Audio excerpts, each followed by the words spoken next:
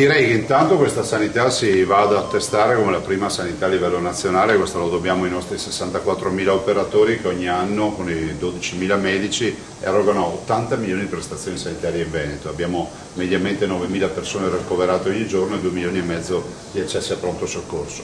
Detto questo, è una sfida che portiamo avanti con grandi tecnologie, anche oggi 2 grandi inaugurazioni, ovvero 3 laboratori per 2.500 metri quadrati in quel di Mestre, all'Angelo per un controvalore di 8 milioni e 330 milioni di euro di infrastrutture, e poi questa piastra angiografica che comunque riguarda la neuroradiologia e la radiologia interventistica con 4 sale e non solo, ancora una volta grande innovazione. Questo lo dobbiamo ai tanti operatori di altissima qualità che abbiamo, in modo tale che possano continuare in questo loro percorso di crescita e di qualità delle cure.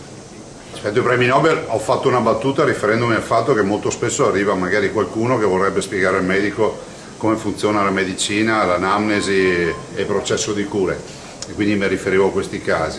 Ne abbiamo conosciuti più di qualcuno anche sui giornali e soprattutto sulla rete, quindi su Facebook, e non aggiungo altro.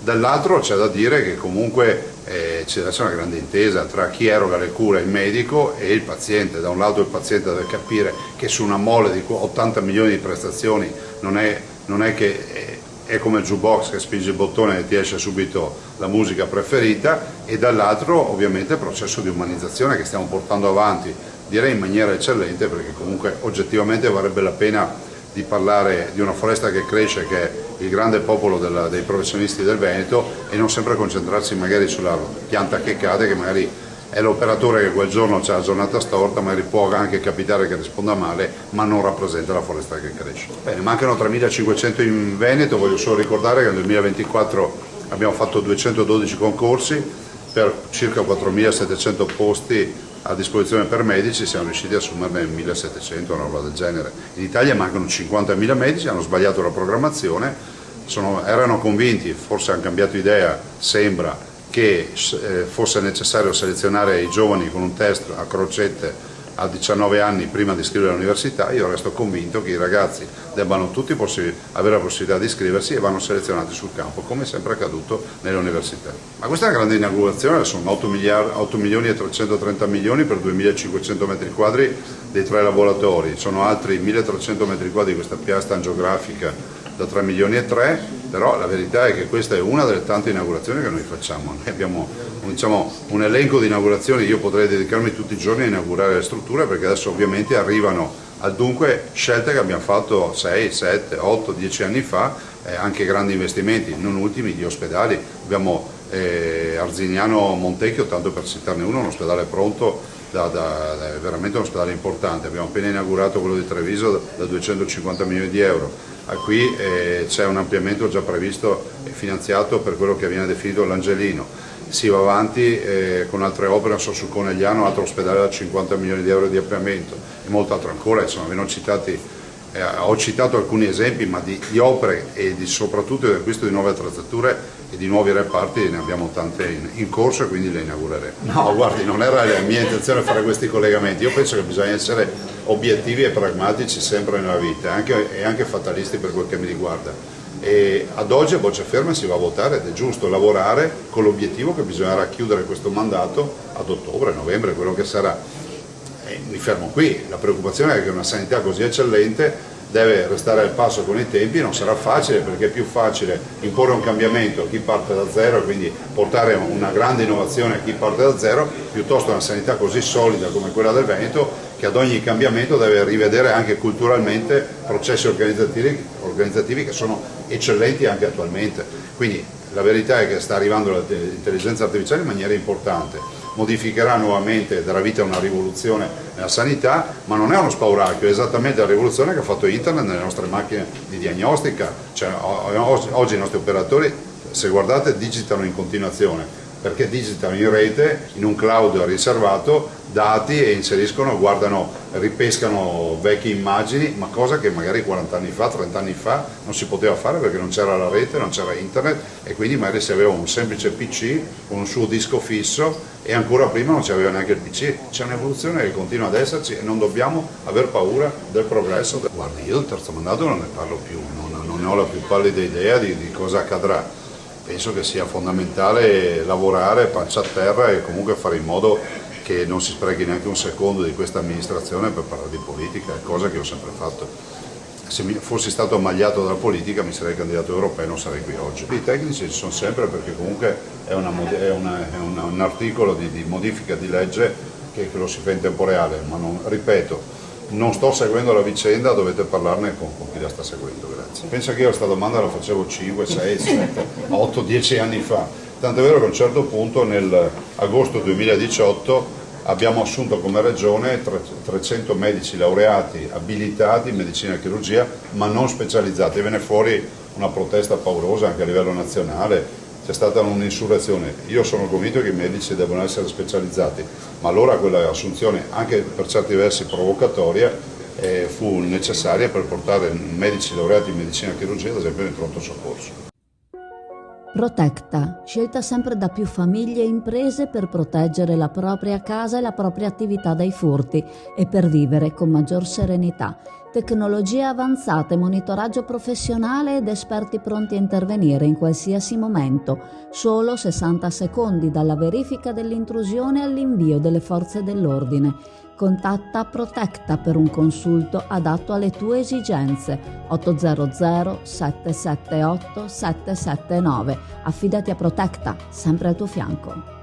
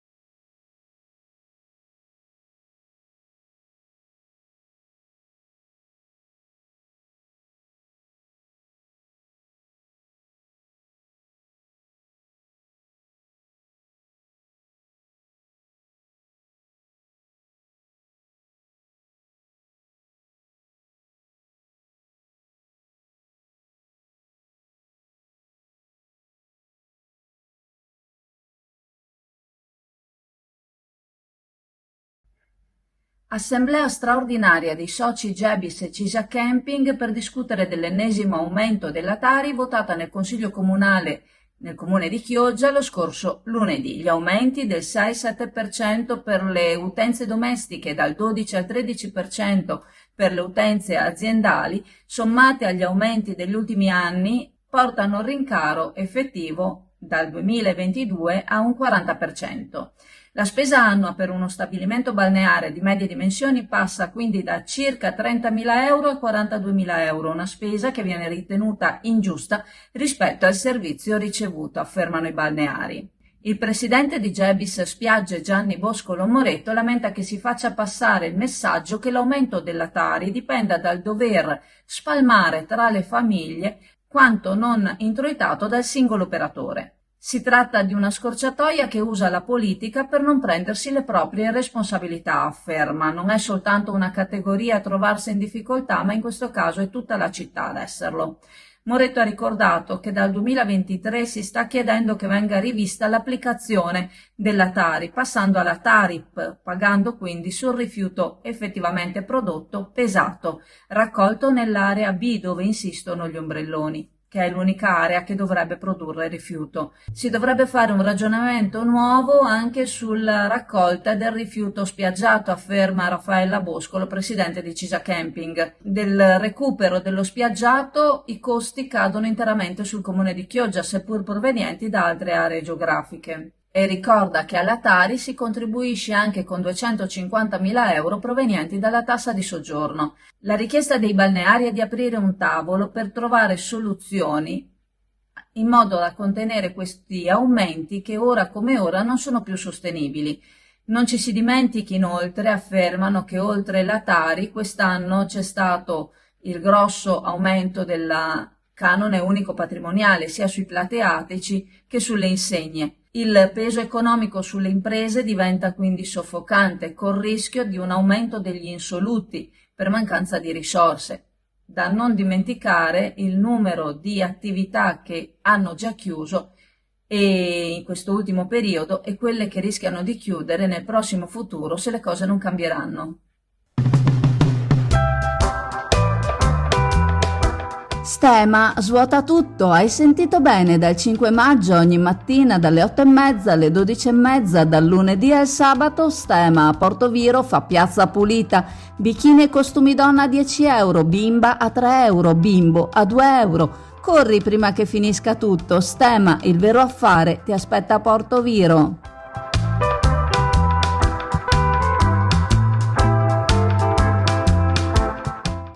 Questa mattina all'ospedale All'Angelo di Mestre si sono tenute due importanti inaugurazioni alla presenza del presidente della Regione Veneto Luca Zaia, degli amministratori regionali, della direzione della ULSS 3 Serenissima, autorità, degli operatori del personale medico, oltre che della presenza del sindaco di Venezia Luigi Brugnaro. La Regione ha investito nell'ospedale All'Angelo 8.330.000 euro per un nuovo sistema integrato di laboratori dotato delle più moderne tecnologie, altri 3.200.000 euro per una nuova piastra angiografica realizzata in 14 mesi, per fornire prestazioni diagnostiche e interventistiche. La piastra è suddivisa in due sezioni, 4 sale cardiologiche e 2 sale radiologiche. Il sindaco Brugnaro ha osservato che le ricadute di questo investimento cadono sui pazienti e onorano il lavoro dei professionisti che vi operano, ringraziando tutta la struttura sanitaria per la presenza costante nel territorio. Il Caffè del Mare, un luogo dove ogni momento si trasforma in un'esperienza gustosa e appagante da vivere in coppia o con gli amici, immersi in un'atmosfera accogliente, vivace e inconfondibile. Sarai accolto con il sorriso, seguito con cura e consigliato con professionalità, perché per noi ogni ospite è speciale. Caffè del Mare, Via delle Nazioni Unite 56, Isola Verde, Chioggia. Oggi è arrivata una notizia veramente molto interessante, un comunicato del Consorzio Adige-Euganeo in cui parla di una ricerca effettuata dal consorzio, del progetto, SWAM Risk, che è un progetto legato interregionale e nazionale praticamente tra l'Italia e la Croazia, tra cui appunto sia per scoprire, per vedere, di alleviare, di trovare una soluzione per quanto riguarda il danno del cuneo salino nelle nostre zone, ma anche nel Delta del Po e anche in Croazia, perché anche lì hanno lo stesso problema. Vi invitiamo a leggere con attenzione il comunicato e ci sono anche una serie di interventi video, quindi vi metteremo in allegato la playlist di cui spiegherà con precisione, tra questi il dottor Luigi Tosi dell'Università di Padova, dirigente del CNR, e che ha spiegato che sono stati fatti dei rilievi con dei pozzi, uno a 10 metri e uno a 35 metri, in particolare nel territorio di Chioggia, dove con appunto degli strumenti hanno rilevato la salinità. L'aspetto da una parte interessante e da una parte anche inquietante è che nel pozzo, quello fino a 10 metri di profondità, sono stati trovati addirittura un inquinamento da parte del sale, del cuneo salino, addirittura di 14 grammi per litro, quindi il 14 14 per 1000, quindi una quantità proprio elevatissima, molto importante, e che testimonia l'importanza di intervenire il più presto possibile per cercare di porre dei rimedi oggettivi e funzionali a questo problema enorme che sta portando alla salinificazione del territorio. E oltre a questo da 10 metri è stato fatto un rilievo con un pozzo di 35 metri di profondità, dove è stata trovata un'altra, diciamo, un'altra riserva d'acqua dolce non contaminata dalla salinità, addirittura con una percentuale molto più bassa, ma nel comunicato parlano dell'1 per 1000, e quindi evidentemente questo strato, che risale addirittura sempre nel comunicato a 10.000-20.000 anni fa, dimostrerebbe che in quel punto diciamo, l'acqua non è appunto rovinata dal sale. Con questo non è detto che sia una soluzione, anzi diciamo che forse è un segnale di speranza, perché bisognerà vedere se sarà possibile comunque utilizzare quell'acqua, perché poi c'è tutta una serie di problemi, sia per la subsidenza, sia per il fatto che operando magari non vai a inquinare dal sale la falda sottostante, che al momento non è inquinata, e tutta una serie di considerazioni che saranno altri più qualificati a fare. Quello che ci permettiamo, da quello che conosciamo del territorio, e anche avendo parlato con tanti rappresentanti di categoria agricola, ma anche con persone esperte della situazione, quello che c'è da fare senza perdere più tempo è il famoso ponte sul Brenta, ponte sbarramento, il cui iter è stato bloccato per una decina d'anni da quel consorzio di quelle darsene del Brenta spalleggiate dall'imprenditore nautico Marino Masiero. Quando finalmente tutti questi ricorsi sono stati tutti respinti, è arrivata la gabola dell'aumento delle materie prime, e quindi mancano 6-7 milioni a poter portare avanti l'opera. Il fatto curioso è che abbiamo a Chioggia un selfista seriale che è capace di farsi tanti selfie, ma con 60 milioni di legge speciale di Venezia non utilizzati in questi 3 anni e mezzo, nel bilancio del Comune di Chioggia non si capisce perché l'amministrazione non faccia, visto che parla molto spesso della filiera, del fatto che a Chioggia per il momento, speriamo che vada a casa presto, c'è un governo di centrodestra, in regione c'è un governo valido, per fortuna, almeno in regione, di centrodestra, a Roma c'è un governo, mi permetto di dire, altrettanto valido, con un primo ministro che è la Meloni, che è apprezzato in tutta Europa e anche nel mondo. Non si capisce perché questo sindaco non si adopera a pancia a terra per cercare di poter utilizzare una parte di questi soldi, 7, 8, 10 milioni del bilancio, che è fermo là da 3 anni e mezzo, per cominciare quest'opera. È una cosa che non si capisce. Allora fino a tempo addietro c'è stato Masiero che in modo perlomeno pubblico ha fatto tutto quello che poteva fare per bloccare questo ponte. Adesso sinceramente io chiedo pubblicamente al sindaco: ma come mai non stai facendo abbastanza perché il ministro Salvini, che ti fai con quelli le foto, non si arrivi a poter utilizzare questi soldi che sono nel bilancio comunale e cominciare questa opera, visto che nella prima falda la salinità arriva al 14 per 1000? Non è che dà fastidio a qualcun altro questo ponte? Punto di domanda. AF Energia, ci trovate in Viale Mediterraneo 135 a Sottomarina, dal lunedì al venerdì 8.30, 12.30, 14.30, 18.30. Offriamo il servizio luce, gas, prezzo fisso, prezzo variabile, telefonia, fibra o ADSL per famiglie, imprese e condomini. Qui da noi potete effettuare anche il pagamento delle vostre bollette a una commissione ridotta di 1,30 €.